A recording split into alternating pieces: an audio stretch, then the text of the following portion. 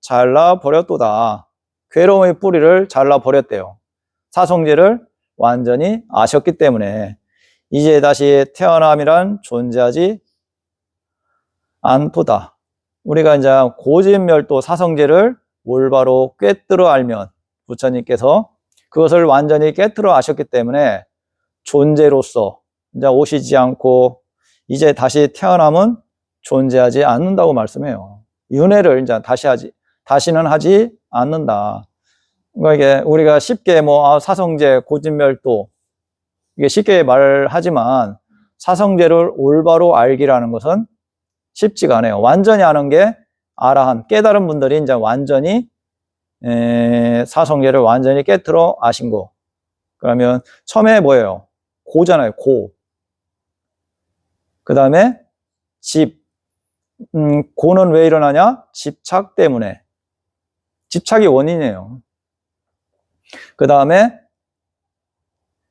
고집멸. 이제 멸하는 멸이 있다. 그러면 그 멸을 어떻게 해서 이루냐면 팔정도를 행해갖고 이제 이룬다는 거잖아요. 팔정도. 그러니까 우리가 이제 알아차림 하는 게 뭐냐면 뭐예요? 내 몸과 마음을 알아가는 거잖아요. 내 몸과 마음을 어떤 원인 때문에 이런 느낌이 일어나고 뭐가 이제 이런 식으로 내 몸과 마음을 관찰하다 보니까 이런 원인은 이런 어떤 집착 때문에 내가 원하는 것 때문에 이런 좋아하는 마음이라든가 싫어하는 마음이라든가 화의 마음이라든가 이런 게 일어나구나.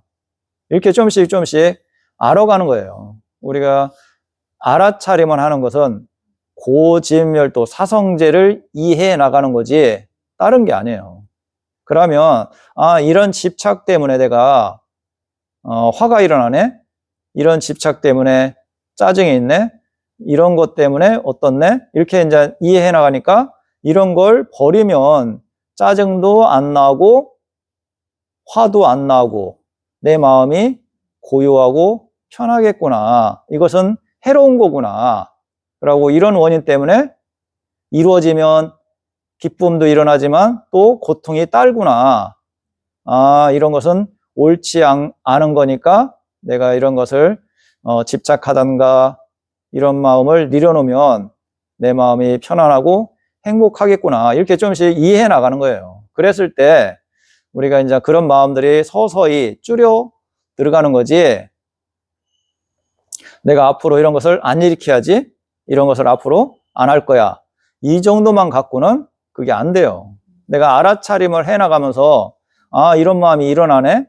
이런 마음은 옳지 않은 거니까 하면 안 되겠구나. 이런 부분은 좋은 마음이구나. 이런 좋은 마음을 증장시키면 나도 이득이 있고 주위 사람도 이득이 있고 좋은 관점이구나. 그러면 이런 것은 좀 더 증장시키고 이런 나쁜 것은 일으키지 않으려고 노력하고 이런 식으로 하는 게 이제 알아차림이에요. 알아차림이 다른 게 아니고 부처님 말씀대로 고집멸도를 올바로 깊게 통찰하기 위해서 우리가 하는 그 알아차림 명상이라.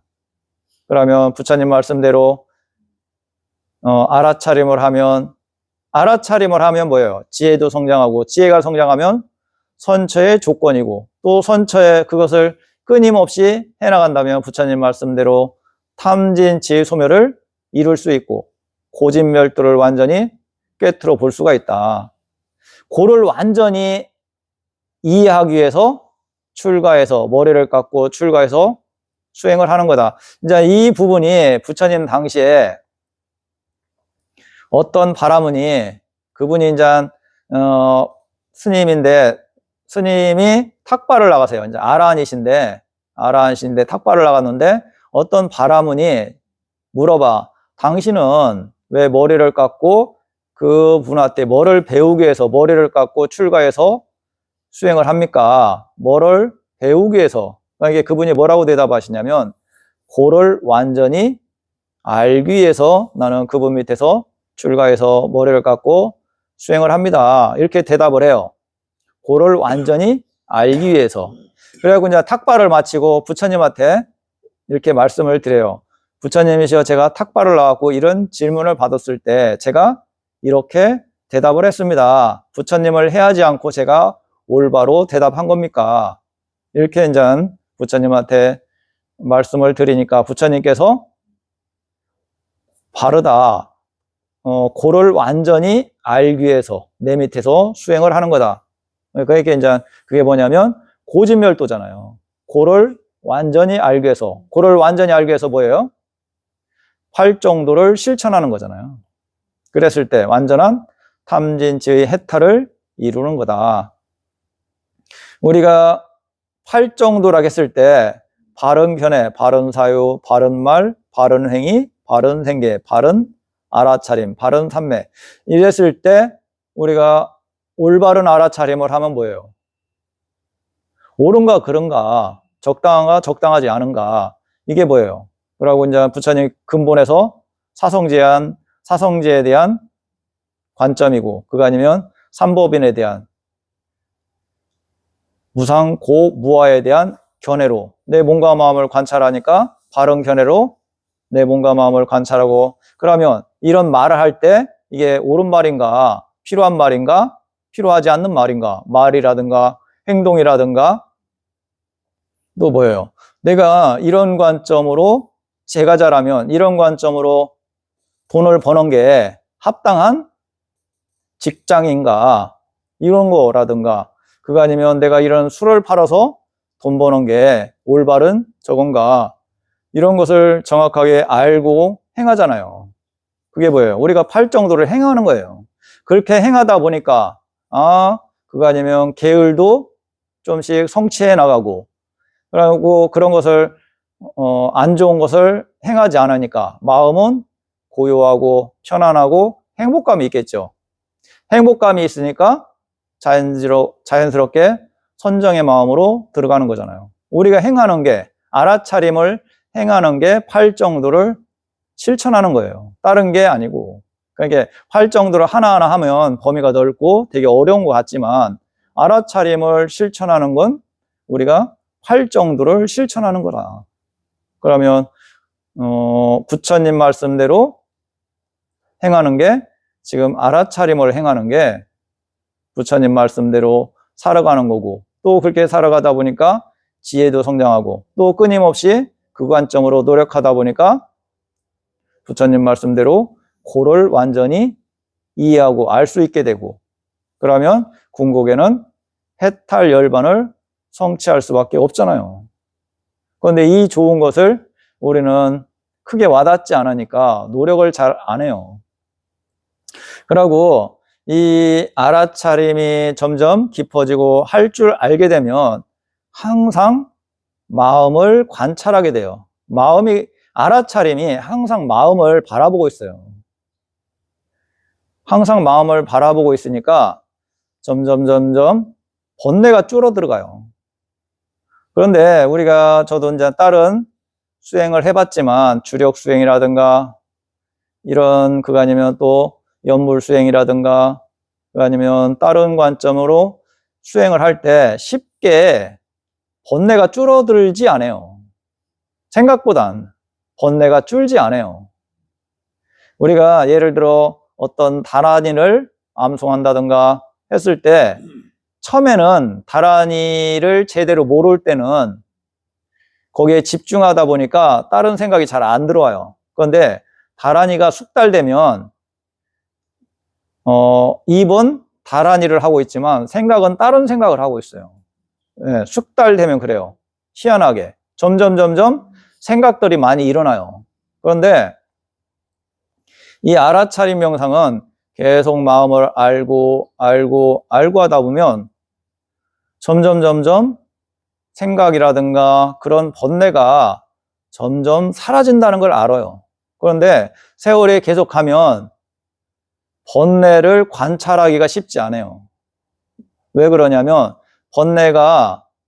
보편적인 번뇌들이 아주 약해졌기 때문에, 관심 있게 지켜봐야 번뇌가 있다는 걸 알지 보편적으로는 잘 몰라요.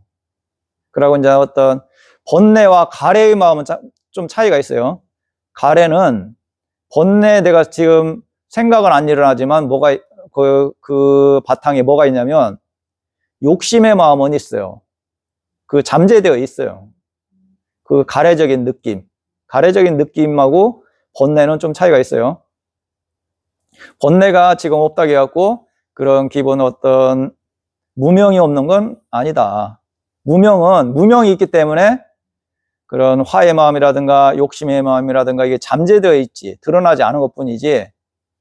그런데 번뇌가 좀씩 사라지고 지혜는 좀 더 성장하고, 그러면 거기서부터 무명이라는 그런 관점, 그거 아니면 가래적인 마음이 조금씩 녹아내려요.